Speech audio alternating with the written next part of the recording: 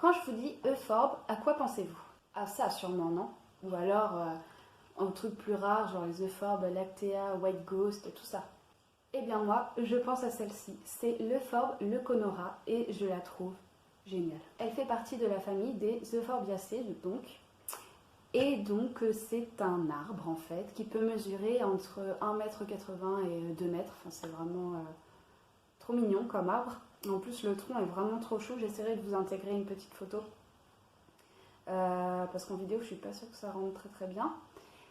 Et voilà, donc c'est un peu un arbre succulent, si on peut dire, mais il n'a pas les mêmes besoins forcément qu'une plante succulente.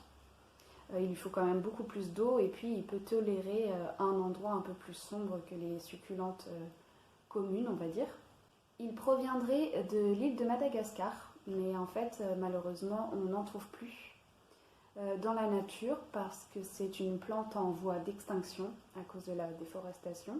Donc pas qu'à Madagascar, hein, mais bon, là en principe, voilà, ça vient de là. Donc voilà, et c'est pour ça que j'étais super contente de tomber sur ce petit spécimen. Enfin petit, il est assez vieux maintenant, mais voilà, j'étais vraiment contente parce que je me dis qu'une plante en voie d'extinction, l'avoir chez soi, je me dis que peut-être je participe un peu à sa pérennité, quoi. Voilà pour sa mini présentation. Maintenant on va passer aux soins. Donc je disais qu'il avait plus besoin d'eau que ses cousines les succulentes. Moi je l'arrose en fait quand ses feuilles s'abaissent un petit peu comme ça se voit en fait. Et si vous l'arrosez pas assez, de toute manière il va vous le dire donc en abaissant ses feuilles et ensuite ses feuilles vont jaunir et puis tomber. Donc là vous saurez qu'il faut l'arroser. Pour la luminosité, je disais aussi qu'il pouvait tolérer un endroit un peu plus sombre qu'un rebord de fenêtre par exemple, mais pour une bonne croissance quand même, c'est mieux qu'il ait de la lumière. Hein. Pour la température, il craint le froid et les courants d'air. Donc si par exemple en été ou au printemps vous mettez vos plantes dehors, sachez que celui-là il faut le rentrer dès qu'il fait 10 degrés, c'est vraiment le maximum qu'il puisse supporter. 15 degrés c'est pas mal, donc voilà, donc c'est pas trop compliqué à ce niveau-là. Et au niveau de l'humidité ambiante, il supporte très très bien la sécheresse, il n'y a pas besoin de le vaporiser ou de le mettre à côté d'un brumisateur. Pour ça, il est vraiment pas compliqué. Au niveau du substrat, alors moi je ne l'ai pas rempoté parce que je l'ai acheté dans une comment on dit pépinière. Une pépinière. Et j'ai confiance, voilà, je sais qu'ils prennent soin quand même de leurs plantes. Par contre, ils ont rajouté des cailloux, peut-être pour garder l'humidité. Je le rempoterai sûrement au printemps prochain en fait. Donc soit dans un terreau pour plantes vertes avec du sable, soit carrément un truc tout fait, là, un terreau pour cactés, basique. Voilà, je pense que ça lui va très bien, il est vraiment pas compliqué du tout. Et au niveau de la floraison, alors il a fleuri, je ne l'avais même pas vu parce qu'en fait ce sont des toutes petites fleurs sans pétales, ça s'appelle des sciates. Et elles ont la particularité de s'auto-polliniser. Donc en fait je trouve ça trop marrant.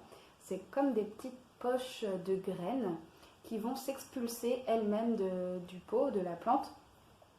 Ça peut aller jusqu'à 2 mètres quand même de distance.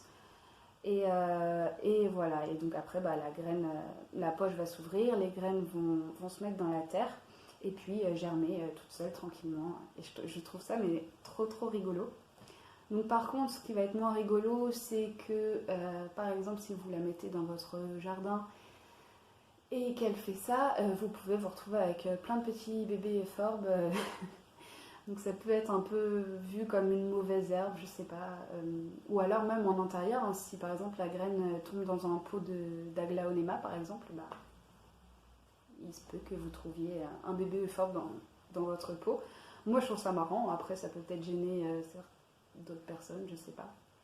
Voilà, donc ça d'ailleurs, je parle de la multiplication, voilà, ça se multiplie comme ça.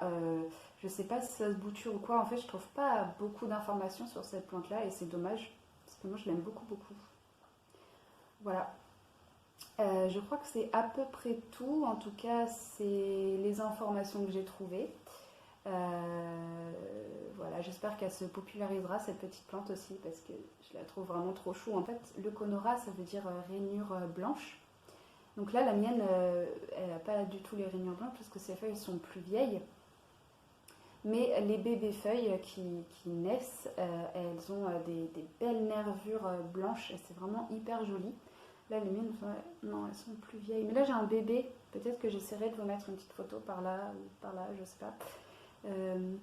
Pour que vous voyez un petit peu. Cette plante est vraiment dingue et trop belle.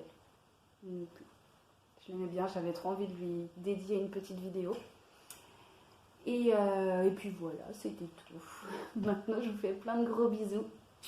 Je vous remercie d'avoir regardé cette vidéo. Et puis, vive les plantes!